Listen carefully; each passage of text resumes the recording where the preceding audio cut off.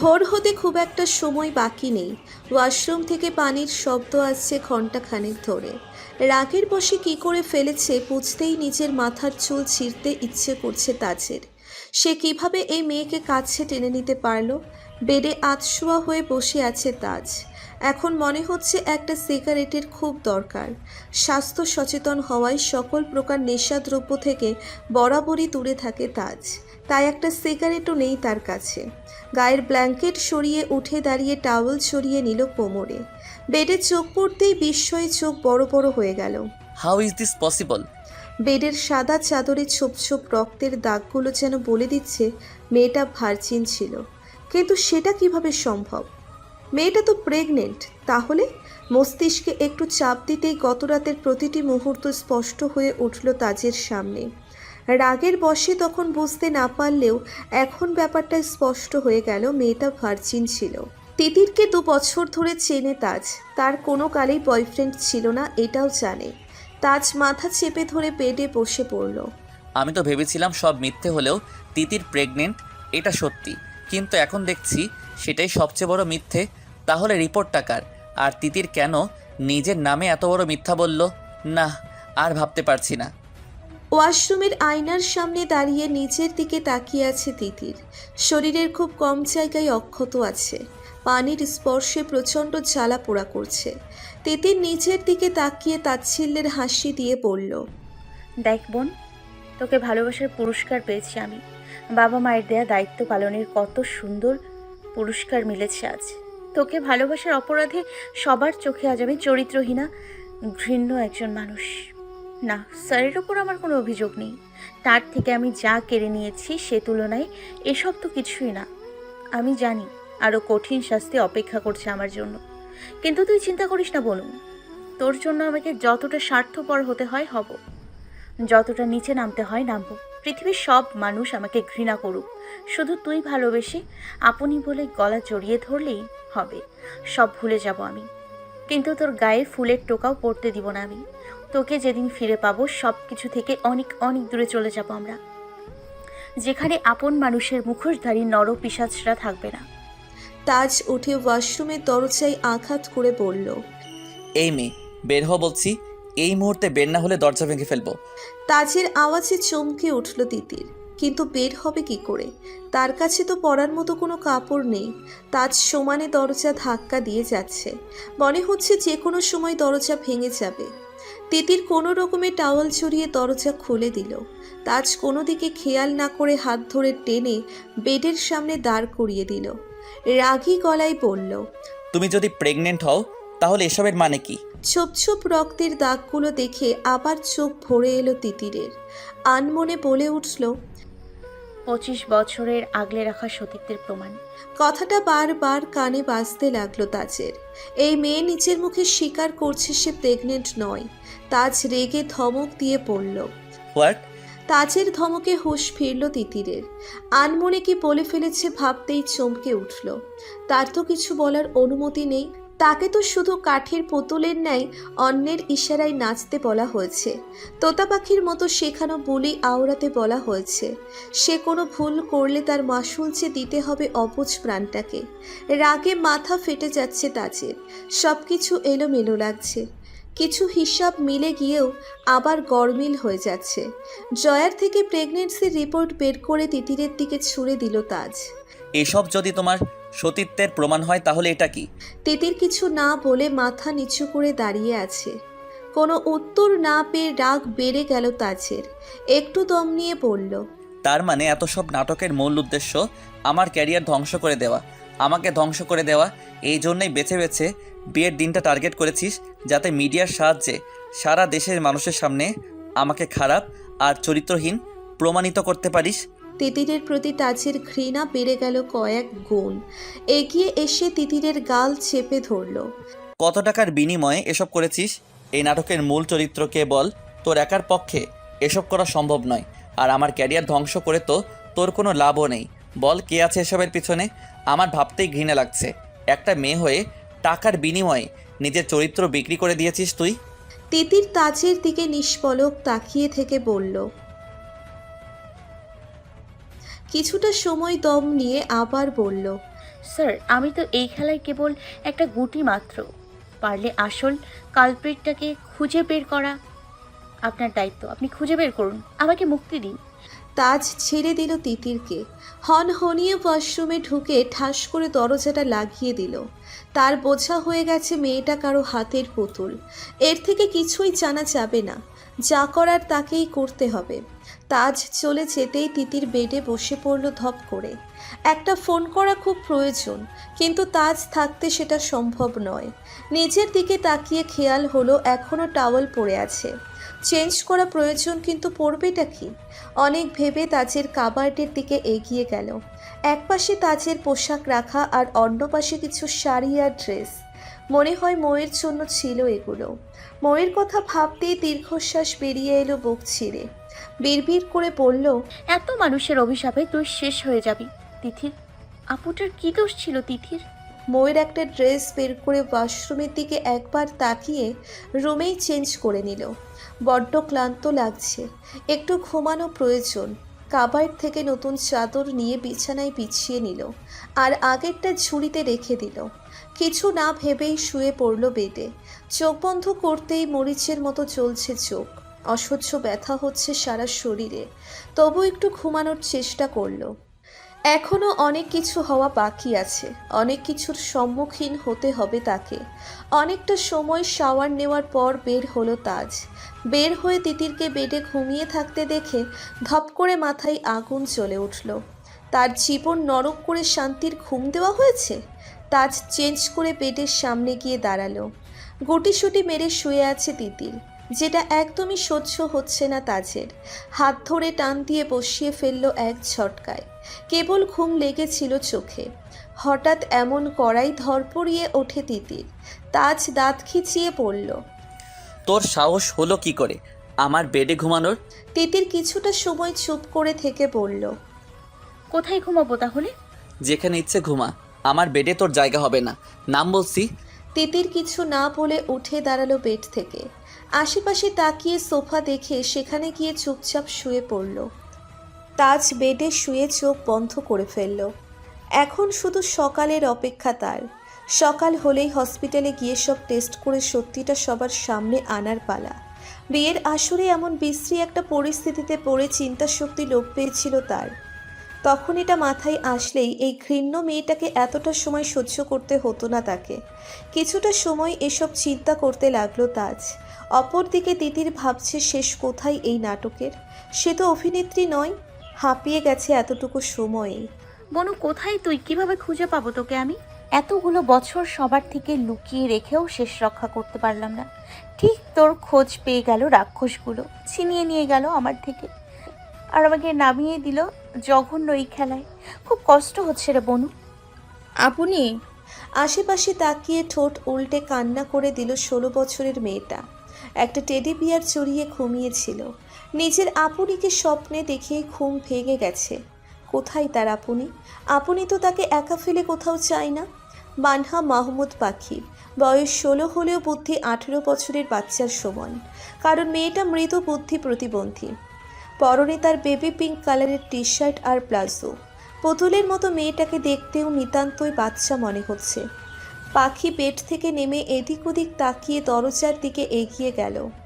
জোরে জোরে দরজা ধাক্কা দিতে লাগলো। আপনি দরজা খোলো না, আমার ভয় লাগে তো।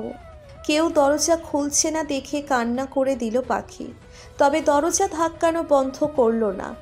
এক সময় বিরক্ত হয়ে দরজা খুলে ঘুম ঘুম চোখের সামনে দাঁড়ালো বছর 25-এর একটা ছেলে। দেখেই বোঝা যাচ্ছে প্রচণ্ড বিরক্ত সে। এই পাগল ছাগল, ঘুমাতে না ঘুমাতেই চিৎকার চেঁচামেচি শুরু করেছিস কেন? কেবল একটু ঘুম লেগেছিল, দিলি নষ্ট করে? ভয়ে গুটিয়ে গেল পাখি। কান্নাও বন্ধ করে দিয়েছে, কারণ সামনে দাঁড়ানো মানুষটাকে ভয় পায় সে। ছেলেটা রেগে ধমক দিয়ে বলল, কি হলো, এখন চুপ করে আছিস কেন? বল, কেন চিৎকার করছিলি? পাখি ঠোঁট উল্টে পড়ল। আপনি? ছেলেটা বিরক্ত গলায় বলল, এই পাগল তো দিনরাত আপনি আপনি করে আমার মাথা খেয়ে ফেলেছে। ভাইয়া কেন যে এই পাগল আমার ঘাড়ে চাপিয়ে দিয়ে গেছে বুঝতে পারছি না। এই ন্যান্সি, ন্যান্সি। ঘুম ঘুম চোখে হন্তদন্ত হয়ে মধ্যবয়সী এক মহিলা এসে হাজির হলো। আমেরিকান ইংরেজিতে বলল, কি হয়েছে স্যার? উত্তরে ছেলেটা বলল, এই মেয়েকে সামলান, আমি এখন ঘুমাবো। আবার যদি আমাকে বিরক্ত করেছে এর খবর আছে কিন্তু। কথাগুলো শেষ করে ছেলেটা পাশের রুমে ঢুকে ঠাস করে দরজা আটকে দিল। সেই শব্দে কেঁপে উঠল পাখি। লন্ডনের একটা বিলাসবহুল ফ্ল্যাটে আছে পাখি, তার আপনের থেকে 1000 মাইল দূরে। ন্যান্সি নানা কথায় ভুলিয়ে ঘুম পাড়িয়ে দিল পাখিকে। নিজেও রুমে না গিয়ে পাখির সাথে ঘুমিয়ে পড়ল। ছেলেটার আবার ঘুম ভেঙে গেল ফোনের শব্দে। বিরক্তিতে বাজে গালি দিল একটা, তবে স্ক্রিনে নিচের বড় ভাইয়ের নাম্বার দেখে তাড়াতাড়ি রিসিভ করলো। কি করছিস আহান? হ্যাঁ, ছেলেটার নাম আহান চৌধুরী। লন্ডনের নামকরা ইউনিভার্সিটিতে ডাক্তারি পড়ছে সে। এখানে সে একাই থাকে। পাখিকে দিয়ে যাওয়ার সময় তার দেখাশোনার জন্য ন্যান্সিকেও রেখে গেছে তার বড় ভাই। আহান মনে মনে বলল, আমার ঘুমের 12টা বাজিয়ে জিজ্ঞেস করছে কি করছি। মুখে বলল, এই তো ঘুমাতে যাচ্ছিলাম। অপর পাশ থেকে বলল। পাখির কি অবস্থা? আহান অসহায় গলায় বলল, ভাইয়া, এই পাগলকে কোথায় পেয়েছো তুমি? প্লিজ এটাকে নিয়ে যাও, নাহলে আমিও পাগল হয়ে যাব। সারা দিন রাত আপনি আপনি করে আমার মাথা খায়। দেখ আহান, তোকে আগেই বলেছি মেয়েটা আমাদের আপন কেউ। যদি ওর পরিচয় এখনো তোকে দিতে পারছি না আমি। আপনি ওর বড় বোন, যে মারা গেছে কিছুদিন আগে। সেটা পাখি জানে না, তাই ওকে সামলে রাখ। সময় হলে আমি ওকে ফিরিয়ে আনবো। তবে মনে রাখিস, ওর গায়ে যেন ফুলের টোকাও না পড়ে, তাহলে আমি ভুলে যাব তুই আমার ভাই। ওকে ভাইয়া, আমার উপর তুমি বিশ্বাস রাখতে পারো। নিজের আর পাখির খেয়াল রাখিস। ফোন রেখে আহান ঘুমিয়ে পড়ল। আর অপর পাশের ব্যক্তি চেয়ারে মাথা এলিয়ে দিয়ে বিড়বিড় করে বলল, পাখি হচ্ছে এই খেলার প্রাণ ভোবরা। যতক্ষণ পাখি আমার হাতের মুঠোয়, তিথি ততক্ষণ আমার হাতের পুতুল। তাই প্রাণভোমরা তো আগলে রাখতেই হবে। আবার ফোন বেজে উঠলে স্ক্রিনে তিতির নামটা দেখে পৈশাচিক হাসি ফুটে উঠল লোকটার ঠোঁটের কোণে। আবার ফোন বেজে উঠলে স্ক্রিনে তিতির নামটা দেখে পৈশাচিক হাসি ফুটে উঠল লোকটার ঠোঁটের কোণে। কেমন আছিস বোন? বেতৃষ্ণায় মুখ কুঁচকে গেল তিতিরের। ঝাঁঝালো গলায় বলল, আপনার মুখে বোন শব্দটা পৃথিবীর সবচেয়ে নিকৃষ্ট শব্দ মনে হচ্ছে। দয়া করে এমন পবিত্র একটা সম্পর্ক আপনার নোংরা মুখে নিয়ে অপবিত্র করবেন না। তিতিরের কথায় উচ্চস্বরে হাসতে লাগলো লোকটি। আচ্ছা, নিলাম না এই শব্দ। তো কেমন কাটলো খানভেলার প্রথম রাত? ঘৃণায় কথা বলতে ইচ্ছে করছে না এই লোকের সাথে, কিন্তু তিতিরের আর কোনো পথ খোলা নেই। আমার বোনু কোথায়? আমি তো আমার কথা অনুযায়ী সব কিছু করেছি। আমাদের দুই বোনের সমস্ত প্রপার্টি এখন আপনাদের। আজ স্যারের ক্যারিয়ার শেষ হয়ে গেছে, এবার আমার বোনুকে ফিরিয়ে দিন। সেটা তো এখনই সম্ভব নয় তিথির পাখি। তিতির এবার রেগে বলল, আর কত নিচে নামাবেন আমাকে? নিজের বোন না হলেও আপনার সাথে আমার রক্তের সম্পর্ক। নিজের রক্তের সাথে আর কত বেইমানি করবেন? বোন হয়ে ভাইয়ের এতটুকু কাজ করে দিতে পারছিস না? কে ভাই আপনি? আমার কোনো ভাই নেই। এই পৃথিবীতে আমার একটা বোন ছাড়া আর কেউ নেই, যেই বোনটাকে আপনি কেড়ে নিয়েছেন আমার থেকে। চিন্তা করিস না, পাখি যেখানে আছে ভালো আছে। তুই যতক্ষণ আমার কথা মতো চলবি ততক্ষণ পাখির গায়ে একটা ফুলের টোকাও পড়বে না। তার গ্যারান্টি আমি দিচ্ছি তোকে। আমার বনুর সাথে কিছু করার কথা স্বপ্নেও ভাববে না। এই তিথিরের একমাত্র দুর্বল জায়গা তার বনু।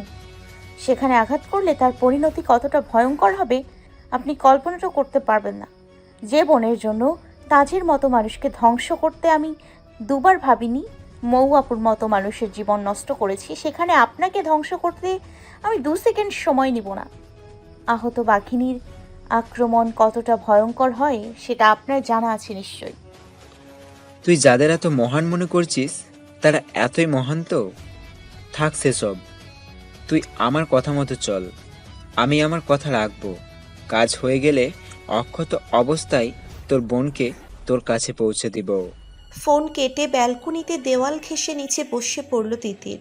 ফোনের স্ক্রিনে পাখির হাস্য উজ্জ্বল মুখটা ভাসছে। তিতির হাত বুলিয়ে দিল বোনের মুখে। আজ 5 দিন হলো পাখিকে দেখে না তিতির। আপনি বলে গলা ছড়িয়ে ধরে না কেউ।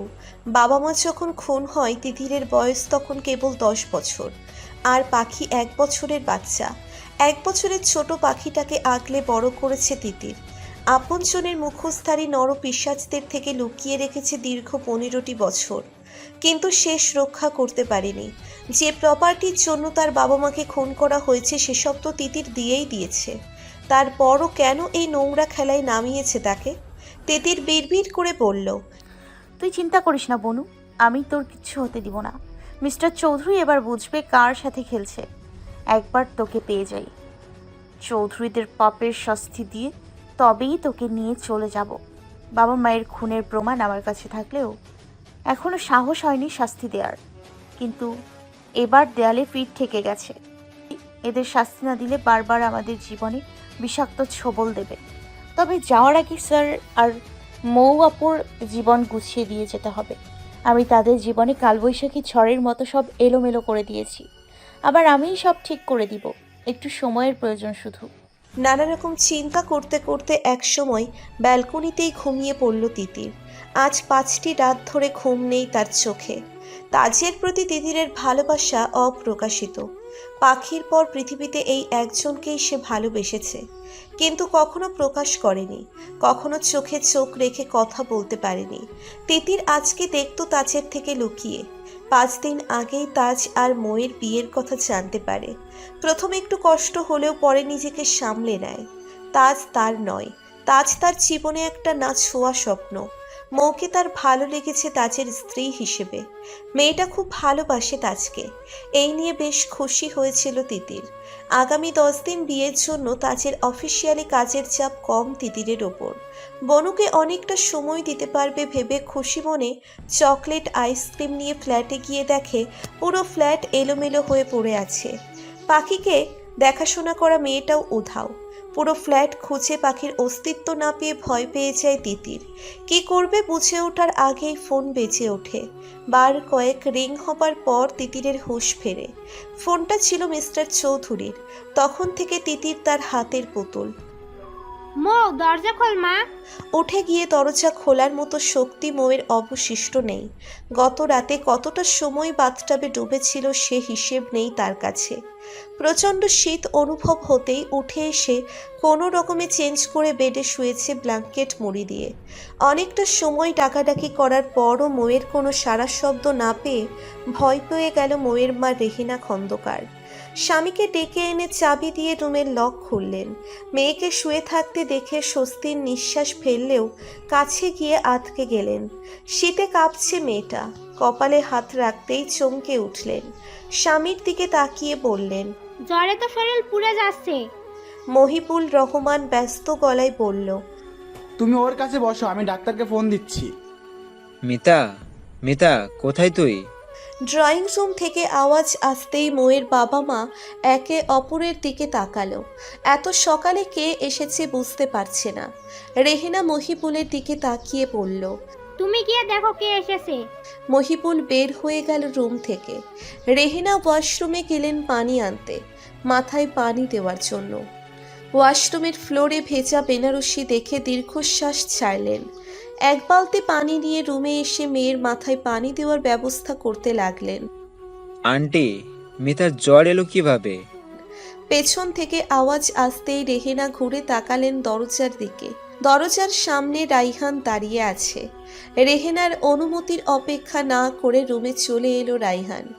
রেহেনা দীর্ঘশ্বাস ছেড়ে বলল, মেয়েটার ওপর দিয়ে যা গেল বেঁচে আছে, এতেই আল্লাহ শুকরিয়া আদায় করো।